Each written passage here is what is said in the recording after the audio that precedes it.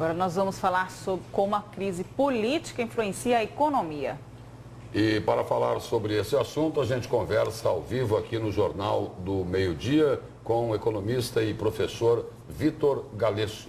Boa tarde, professor. Boa tarde. Boa tarde. O ex-presidente Lula nem bem tinha acabado de tomar posse, veio uma medida da Justiça Federal suspendendo a posse dele no Ministério da Casa Civil. Mas, se ele conseguir virar ministro, ele diz que vai mudar a economia.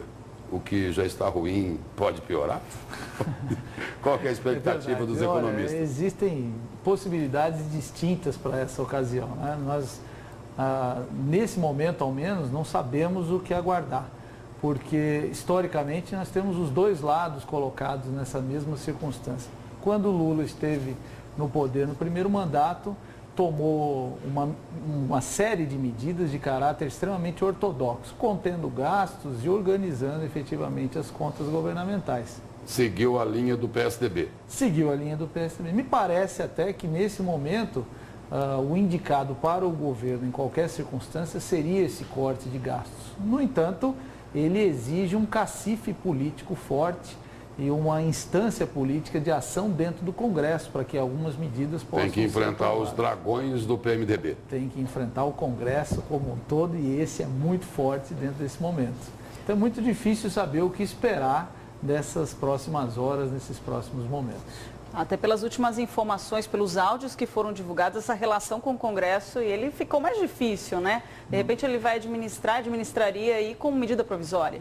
Não tenha dúvida, essa relação política está extremamente afetada pela condição popular, por um levante popular, afinal, uma medida que, na visão do povo, tem uma relação direta com as questões de ordem judicial, e isso enfraquece politicamente o Lula. Acaba por prejudicar as relações que ele vem a manter com o Congresso e eventuais medidas que sejam duras, de cortes de gastos, de cortes de eventuais ações do governo, essas medidas acabam sendo por medida provisória e por medida provisória podem ser derrubadas rapidamente pelo Congresso e podem criar ainda mais transtorno político. Então, nesse instante é muito difícil. E a cada dia os indicadores econômicos aí que são divulgados desanimam ainda mais a população, né? E o próprio mercado. Nesse caso, nós temos aí uma coisa bastante interessante, porque há o que a gente chama do mercado de alta volatilidade, né? Obviamente, as taxas de juros estão extremamente elevadas, tanto para cheque especial como para empréstimos diretos. Isso tem a ver com o aumento de desemprego, aumento da inadimplência, isso tem a ver com as pessoas que estão devendo mais. Mas, por outro lado, bolsa e dólar têm sido extremamente voláteis. Sobe num dia, cai no dia seguinte, sobe no outro dia, cai no dia seguinte, e aí você não tem um direcionamento no mercado. O que se vê ao certo é que muitos dos grandes investimentos estão buscando se restringir, reduzir a velocidade nesse momento, aguardando que futuramente as coisas possam ganhar um grau de estabilidade. E o mercado hoje torce por mudanças, né? Mas mudanças no comando, porque quando tem a possibilidade do impeachment mais forte, as bolsas sobem e o dólar cai. Quando muda a expectativa, o movimento é o inverso. Na minha observação, há uma análise de que esse governo é muito fraco, frágil no aspecto político. E o mercado valoriza uma solução rápida. E a solução rápida, vindo ou por meio de um impedimento, de um impeachment, ou não acontecendo pelo fortalecimento do governo, que acho muito difícil nesse instante, com esse levante popular todo, realmente torna-se complicado. O que a gente observa?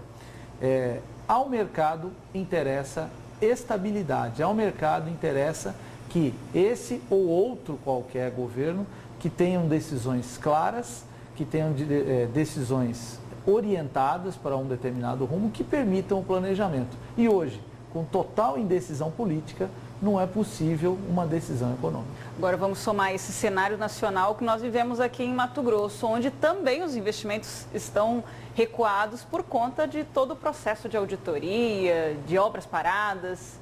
Exato. Aqui temos um ingrediente extra, a impressão que o mercado observa do governo é de uma reconstrução, tanto em aspecto legal, aspecto tributário e análise de investimentos através dos benefícios fiscais. E isso realmente paralisa novos investimentos, porque a empresa fica no aguardo do que vem pelo futuro, daquilo que pode ser trazido. Com isso parado e o ambiente nacional difícil, realmente enfrentamos uma situação de recessão e com a economia bastante paralisada. E ainda falando de Mato Grosso, a arrecadação do ICMS caindo em função da atividade econômica que diminuiu. E hoje o seguinte, a saída para o caixa do governo é o governo federal liberar o pagamento do fundo de exportação. É isso. É isso, com certeza. O FEX é uma parcela importante dessa questão, é um fundo que nasce das exportações realizadas pelo Estado de Mato Grosso. E o ICMS tem naturalmente uma queda em função também do resfriamento da economia como um todo, por investimentos parados, renovação do governo, renovação legal, renovação de benefícios fiscais, e tudo isso como uma cadeia diminui o consumo, consequentemente o ICMS. Qualquer dinheiro, tenho certeza, seria muito bem-vindo para a economia mato-grossense agora. Bom, o futuro é incerto, os especialistas, o senhor acredita nisso, já disse agora aqui, mas dá para arriscar uma orientação para a população? Então, tem gente que vai viajar, compra dólar, não compra, investe, fica só no alimento básico.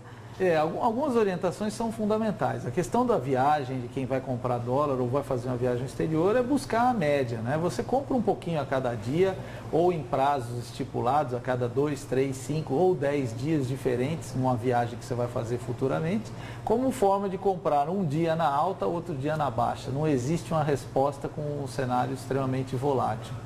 E no nosso dia a dia, aquele que nem está pensando eventualmente em viajar, que está pensando no investimento, nós estamos num momento ímpar, importantíssimo e excelente para melhorar a eficiência.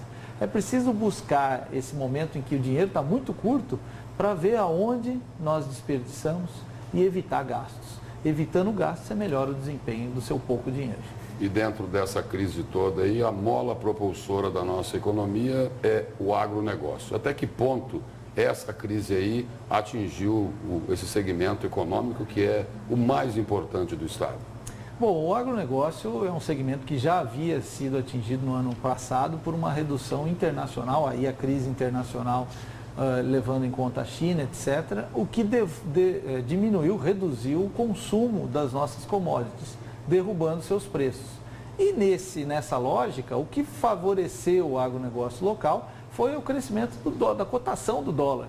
E no final você vendeu menos, vendeu mais barato, mas o dólar mais caro acabou por favorecer o agronegócio. Então, dentro desse perfil, eu acho que o agronegócio não deve temer, deve também aprimorar a sua eficiência, buscar melhoria, especialmente na questão logística, que é o ponto difícil desse nosso agronegócio, e permear isso tudo com a perspectiva de que a gente deve manter o dólar, apesar de uma redução, ainda em alta. Então, o futuro do agronegócio, a gente pode estar tranquilo que ele continua bem.